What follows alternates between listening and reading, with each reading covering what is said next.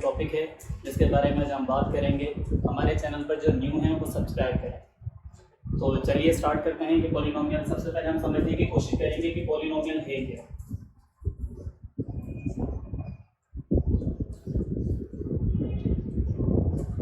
अच्छा, पॉलिनोमियल हमारे पास दो वर्ड्स मिलकर बना है, एक पॉली और दूसरा नोमियल। पॉली मीन्स चेन और नोमियल मीन्स टर्म्स।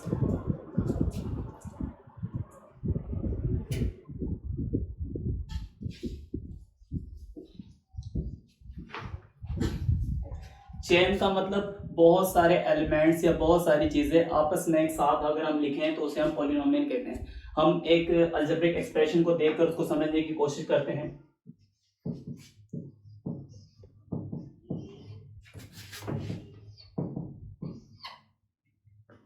हमारे पास एक अलजेब्रिक एक्सप्रेशन है जिसे हम देख सकते हैं कि 2x + 3y + 3। यहाँ पर हमारे पास प्लस और प्लस इन दोनों को अलग कर रहे हैं और यहाँ पर हमारे पास तीन टर्म्स आ रही हैं। हम जो तीन टर्म्स को एक साथ लिख रहे हैं ये हमारे पास पॉलिनोमियल है।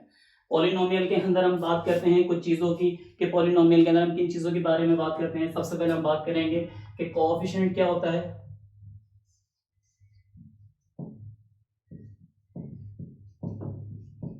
उसके बाद वेरिएबल क्या होता है और कांस्टेंट क्या होता है।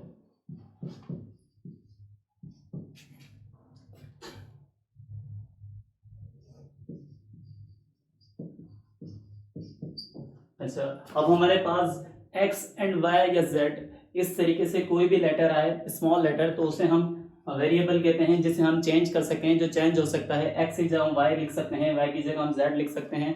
ऐसा नंबर जो हमें फाइंड करना है, जो हमें मालूम नहीं है, उसे हम x y से शो करते हैं।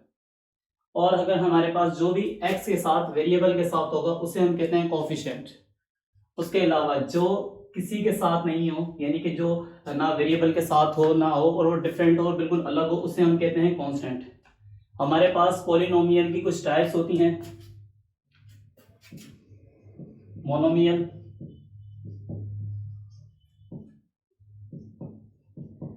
Binomial, trinomial. फॉर एग्जाम्पल, अगर हमारे पास 2x, तो हमारे पास यहाँ पर सिर्फ एक टर्म है, तो इसलिए हम इसको एक टर्म को शो करेंगे monomial. Mono means 1, bye means 2। अगर हमारे पास 2 टर्म्स हों तो इसे हम बायनोमियल शो करेंगे। और ट्राइनोमियल मीन्स 3 टर्म्स। हमारे पास ये तमाम की तमाम पॉलिनोमियल्स हैं। पॉलिनोमियल्स के अंदर हम बात करते हैं कि ऐसे तमाम नंबर्स जो इंटीजर्स हों, जो होल नंबर्स हों, जो इवन ऑड हों, प्राइम हो, लेकिन क्या हमारे पास x अपॉन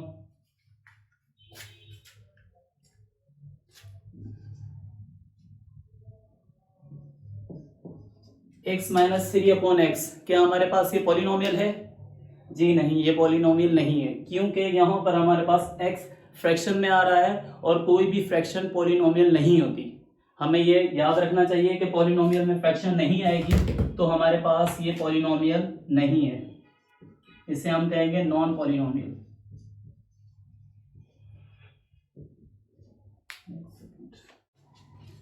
जैसा कि पॉलिनोमियल के अंदर हम जब डिवाइड करते हैं पॉलिनोमियल को, तो उसके अंदर हम बात करते हैं रेशनल और इरेशनल पॉलिनोमियल्स की। रेशनल पॉलिनोमियल्स क्या होते हैं और इरेशनल पॉलिनोमियल्स क्या होते हैं। तो सबसे पहले हमें ये समझना होगा कि रेशनल क्या है और इरेशनल क्या है, क्योंकि ये नंबर्स की टाइप्स हैं जो रियल नंबर्स के अंदर आती हैं। रियल नंबर्स की दो मेन टाइप होती है, जिन्हें हम रेशनल कहते हैं और रेशनल कहते हैं। रेशनल हमारे पास ऐसे नंबर्स होते हैं जो फ्रैक्शन के अंदर आ जाएं या डेसिमल में आ जाएं, या फिर हमारे पास इंटीजर्स आ जाए, नेगेटिव या पॉजिटिव, -1, +1, 2, 3, 4, ये सब हमारे पास रेशनल नंबर्स आते हैं। इरेशनल नंबर्स हमारे पास ऐसे नंबर्स होते हैं, फॉर एग्जांपल पाई, रेडिकल 2, वो नंबर्स जो नॉन टर्मिनेटिंग हो और नॉन रिकरिंग हो। इंशाल्लाह नॉन टर्मिनेटिंग और नॉन रिकरिंग को हम नेक्स्ट वीडियो में एक्सप्लेन करके आपको बताएंगे कि क्या चीज़ें होती हैं, रेशनल कौन से नंबर्स होते हैं और रेशनल कौन से नंबर्स होते हैं। चलिए हम आगे बढ़ते हैं। फॉर एग्जाम्पल, हमारे पास एक पॉलिनोमियल है 2x - 3y प्लस 2z। अब ये जो हमारे पास इक्वेशन है, इसके अंदर हमारे पास कोई भी ऐसा नंबर नहीं है जो फ्रैक्शन के अंदर हो, या फिर हमारे पास जो वेरिएबल फ्रैक्शन में नहीं है, तो इसे हम रैशनल पॉलिनोमियल कहेंगे। अगर हमारे पास 3 - 2/x, अगर हमारे पास x की हम बात करें तो x हमारे पास फ्रैक्शन में आ रहा है, ठीक है, तो ये भी हमारे पास इर्रेशनल नहीं है, ये भी हमारे पास रैशनल पॉलिनोमियल है।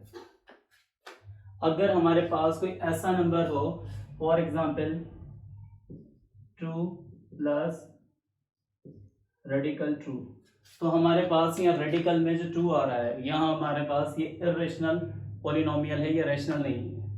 तो हमें ये पता लग गया कि रैशनल क्या है और इर्रेशनल क्या है, और हम इंशाल्लाह नेक्स्ट वीडियो में इसके बारे में बात करेंगे कि रैशनल नंबर्स क्या होते हैं और रेशनल नंबर्स क्या होते हैं।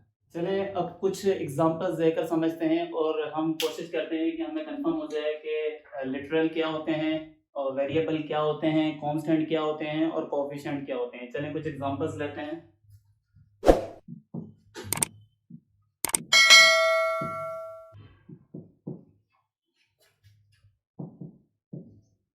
फॉर एग्जांपल हमारे पास यहाँ पर 2x - 3y + 3 = 9, ये हमारे पास एक इक्वेशन है। अब हमें इसके अंदर से सबसे पहले कंफर्म करना है कि यहाँ कांस्टेंट क्या है। कांस्टेंट वैल्यू वो होती है जो किसी के साथ ना हो और बिल्कुल अलग हो।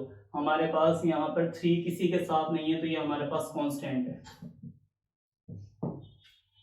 अच्छा, नेक्स्ट हमें ये कंफर्म करना है कि यहाँ पर हमारे पास वेरिएबल क्या है।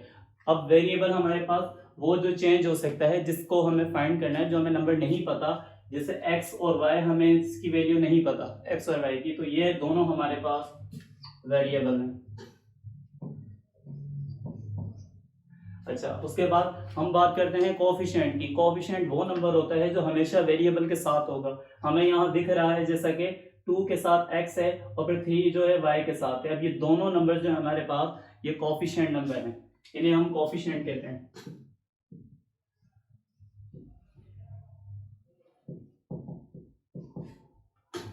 अच्छा, अब हमें कंफर्म हो गया कि इनमें कोएफिशिएंट क्या है, कांस्टेंट क्या है और वेरिएबल क्या है। चलिए हम बात करते हैं कि किस तरीके से हम दो पॉलिनोमियल को एडिशन या मल्टीप्लिकेशन या फिर सब्सट्रैक्शन या डिवीजन कर सकते हैं। फॉर एग्जांपल हमारे पास अगर 2x एंड 2x + 3y, ये दो पॉलिनोमियल्स हैं। अब हमें इन्हें किस तरीके से ऐड करेंगे। सबसे पहले हमें ये कंफर्म होना चाहिए कि हमारे पास जो भी वेरिएबल हैं वो सेम होने चाहिए एडिशन के अंदर। एडिशन या सब्सट्रैक्शन के अगर हमारे पास वेरिएबल सेम नहीं होंगे तो हम उन्हें प्लस नहीं कर सकते। जैसा कि यहाँ पर 2x + y और प्लस 3y और यहाँ पर 2x है। सबसे पहले हम इसे वर्टिकली सॉल्व करने की कोशिश करते हैं कि 2x, अब 2x के नीचे वेरिएबल सेम है तो उसके नीचे ही आ जाएगा प्लस 3y फिर प्लस। अब 2 और 2 हमारे पास हो गए 4 and plus plus and plus 3y। ये हमारे पास सोल्व हो गया कि किस तरीके से हम टू वेरिएबल्स और टू पॉलिनोमियल्स को ऐड कर सकते हैं। हम एक और एग्जांपल लेते हैं, मिसाल के जरिए एक और एग्जांपल के जरिए समझने की कोशिश करते हैं। हम एक और एग्जांपल के जरिए प्लस को एडिशन को समझने की कोशिश करते हैं। फॉर एग्जांपल हमारे पास 3x² - 3y + 2xy and 4y - 3x² - 2xy। अब हमारे पास यहाँ पर टू पॉलिनोमियल्स आ गई। अब हमें इन्हें ऐड करना है। सबसे पहले हमें क्या करना है कि हमारे पास जो वेरिएबल सेम है, हमें उनके नीचे वही वेरिएबल रखने हैं। फॉर एग्जांपल यहाँ पर x² और यहाँ भी हमारे पास x² है, तो हम x² यहाँ लिख देंगे, लेकिन उसकी जो साइन है स्टार्ट में हम देखेंगे कि प्लस है या माइनस है। अब अगर इसकी माइनस साइन है तो इसके साथ माइनस आ जाएगा। अच्छा, सेकंड हमारे पास 4y, क्योंकि इसके साथ कोई साइन नहीं तो इसका मतलब ये प्लस है, प्लस 3y एंड लास्ट में हमारे पास -2xy। जिस तरीके से हमें पता है कि प्लस और माइनस आपस में कैंसिल हो जाते हैं, अगर ये प्लस है और ये माइनस है और ये सेम है तो ये आपस में कैंसिल हो जाएंगे। इसी तरीके से माइनस प्लस ये भी सेम है, आपस में कैंसिल हो जाएंगे, और ये भी प्लस माइनस आपस में सेम है तो ये भी कैंसिल हो जाएंगे। तो हमारे पास आंसर क्या आ जाएगा, 0। एक और एग्जांपल के जरिए अब हम समझने की कोशिश करेंगे कि टू पॉलिनोमियल्स को आपस में हम किस तरीके से सब्ट्रैक्ट कर सकते हैं। हमारे पास सब्ट्रैक्ट का जो रूल है वो थोड़ा अलग हो जाता है। For example 3x² minus 3y plus 4x।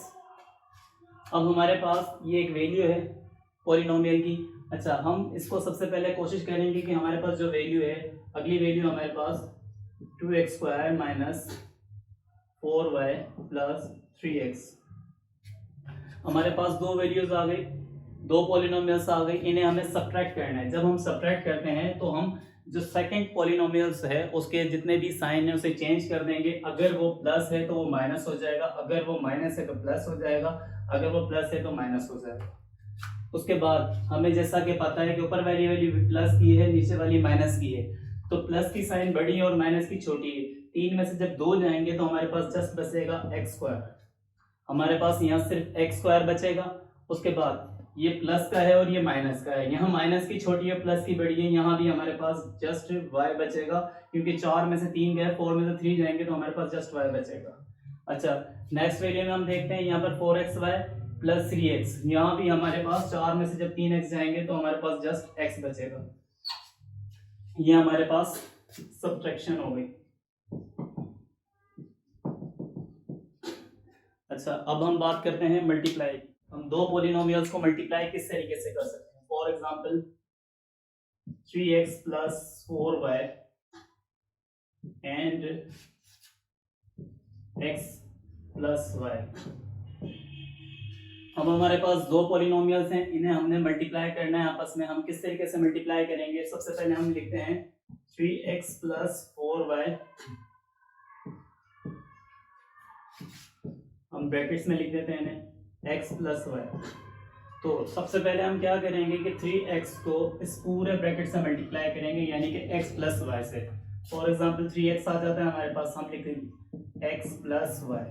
उसके बाद साइन हमारे पास बीच में प्लस की है तो प्लस की लगाएंगे, फिर लिखेंगे 4y और फिर दोबारा इस ब्रैकेट को लिखेंगे x प्लस y। हम जब भी मल्टीप्लाई करेंगे हम ये पैटर्न इस्तेमाल करेंगे, और भी बहुत सारे पैटर्न है लेकिन हम इसको फॉलो करेंगे।